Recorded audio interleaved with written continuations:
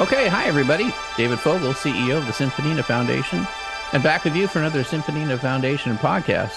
We've had a good week this week. We had Hannah Donetz, our associate principal flute player from the International Symphonina Orchestra from Ukraine, on with us earlier. And we had orchestral composer Stanley Grill yesterday. And today we're joined by another orchestral composer, but all-around composer, Richard Carr, violinist, educator, composer, has a Doctorate of Music and Education. We have a lot to discuss. Richard, how are you today? I'm just Ducky. Ducky up in the New York region. And you have an album that's submitted for Grammy consideration, The Leap, which I had the pleasure of listening to. It's great. And I wanted to give you an opportunity to discuss the genesis of the album and also, of course, the nitty-gritty of how you put it together with the Czech National Symphony Orchestra. It comes in 6 movements: gathering light, confluence, probing the depths, acceleration to the precipice, midair regrets. That's the one I wanted to focus on, especially with you, and the frontier. So I'll turn it over to you. How did you get the idea for the album? You've made many albums in your career, of course. So how did you get the idea for this album, and what did you do to bring it to fruition? Okay, first of all, I almost never start with a concept. So I started just writing orchestral music. From that, I came up with maybe 20 minutes of material that was recorded by the Czech National Symphony Orchestra in Prague. I was present there the way I'm present here with you. I was there on Zoom. Mm-hmm. I had a little, mic to talk to the conductor. I would tell him, the harmonics and the strings at bar 9 are a little bit out of tune. He would then talk to them in Czech. I wouldn't know what they were saying, but the harmonics got more in tune, and that was good. It was kind of an interesting thing. They were aces, it didn't take them long to come up with a very, very convincing performance of the music that I'd written.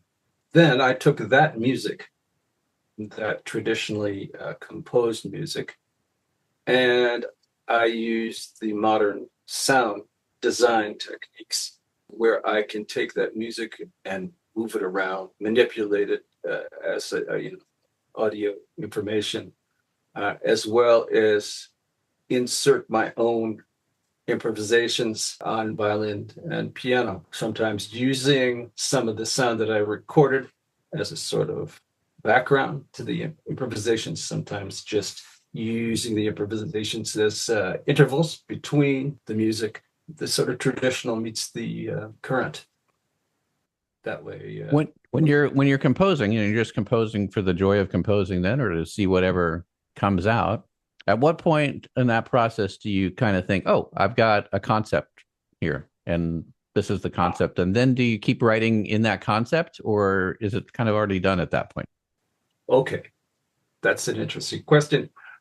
I like to use what I call emergent structure. Musicians at any level, really, and I learned this from being a teacher as well, can start out with a simple sound. And from that sound, something else will suggest itself. And from that sound, something else suggests itself. Kind of like if you're drawing a picture and you don't really know what you're going to draw, but you make a line. You say, oh, that line looks like a shoulder. So then you draw maybe a little head and another shoulder and so forth. And it all suggests itself over time. I think as human beings, we just lean steadily on structure. So even if you start out with no idea at all, the structure does emerge. The more experienced the musicians are, obviously, the more sophisticated the music and the structure becomes. So, for instance, a couple of my albums I've done with Burhans and Clarice Jensen from New York have been like a string trio, violin, viola, cello, augmented by electronic. Those were emergent structures. We might come up with just a little idea, space, drone here, or maybe a small ostinato or something. And that's because we've been around so long. We could just have a conversation, and that conversation will develop its own structure. Yeah. Richard, I take that as an admonishment too for anybody I rarely have writer's block. I kind of do just sit down and improvise and do whatever. But I know a lot of people struggle with that. And I think one of the things that I would glean is a little bit of wisdom from a pearl of wisdom from what you just said is like, it kind of doesn't matter where you start because you're going to find the structure once you start.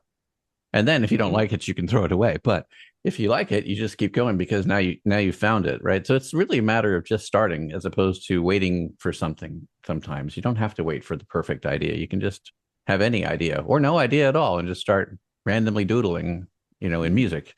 And you'll start to find the structure that's there. Well, with a composer, we have the convenience of doing this over a period of time, over weeks, maybe even months. And so we can take all of these things that we come up, these emergent ideas, and develop them, refine them till it becomes something that we want to share with the world.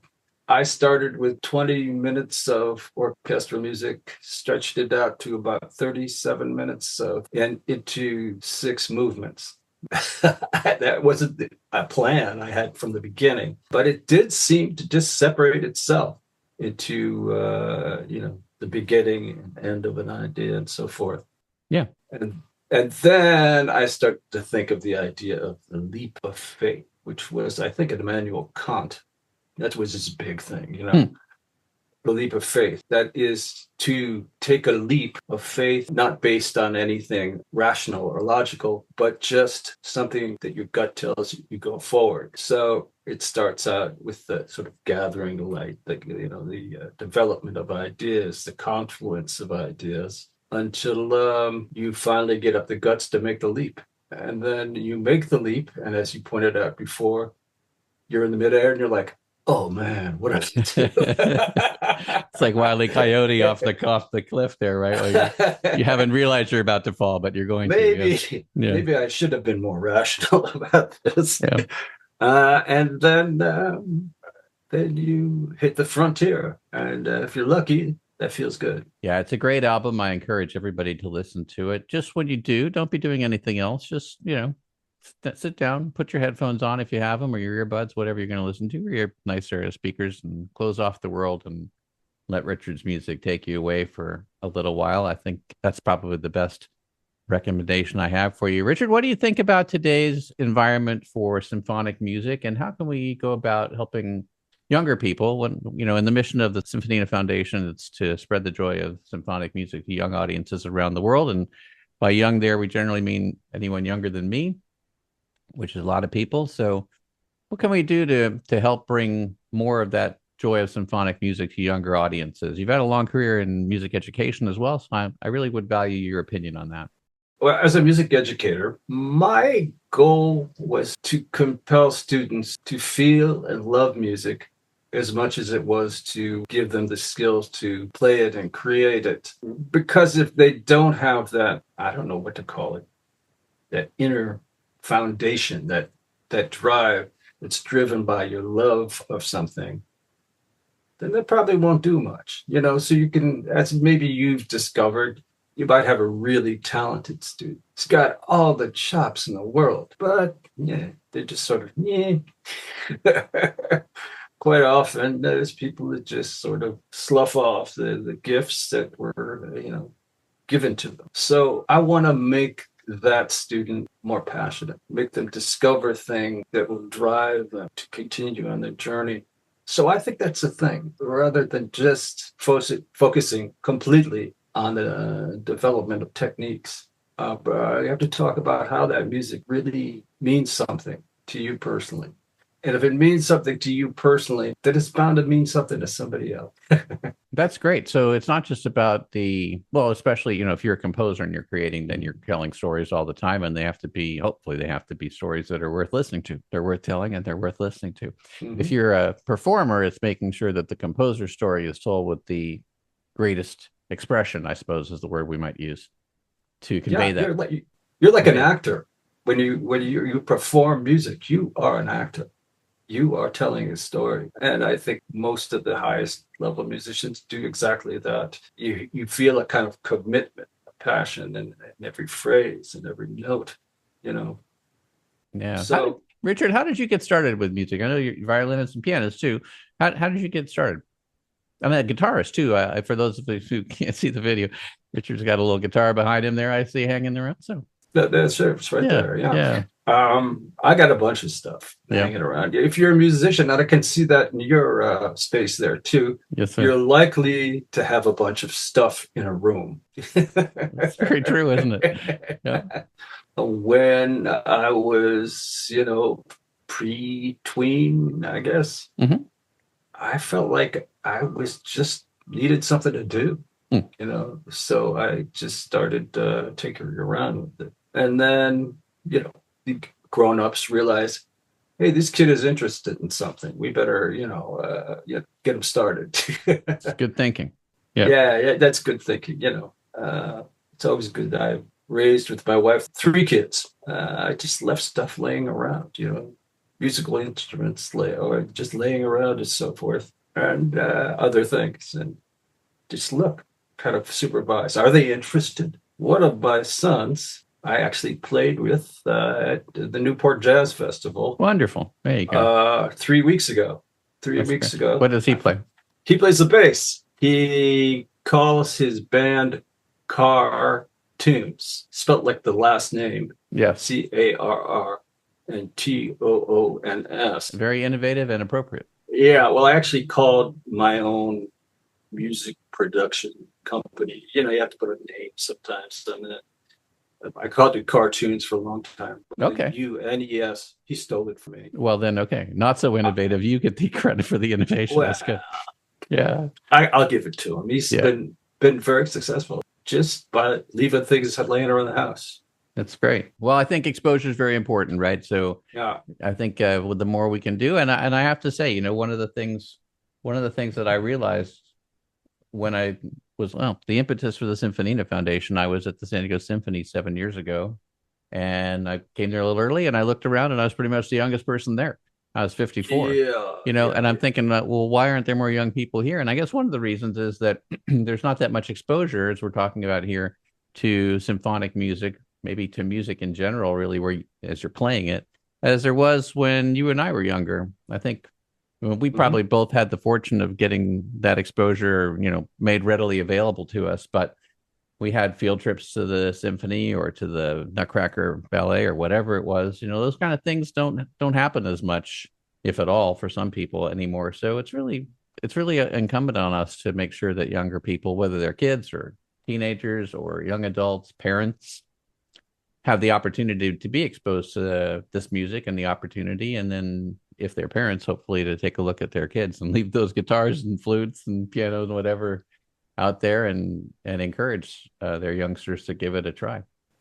I think that you're seeing that with a lot of even major symphonies presenting music of younger composers like Nico Muhly or Caroline Shaw, whose music is very accessible to anybody, really. It's interesting music, it's compelling, it's new, and yet it's got a kind of gritty authenticity to it, too, that I think hopefully young people will respond to that sort of thing. There's a lot of good young composers out there that are... There are. A lot of good older composers too who can connect with younger people as well too. So it's great. It's great all around. Oh, I think the ones with white hair. I agree. I don't have too many of those just yet, but I agree with you. Hey, Richard, I learned that you have a new album out actually today. The Leap is not your newest album, although it is submitted for Grammy consideration, as we talked about. But you have a new album out today, so please tell us about it. Yeah, completely different endeavor. Again, using sound design a lot. This was just a collection of musicians that I like to work with in New York.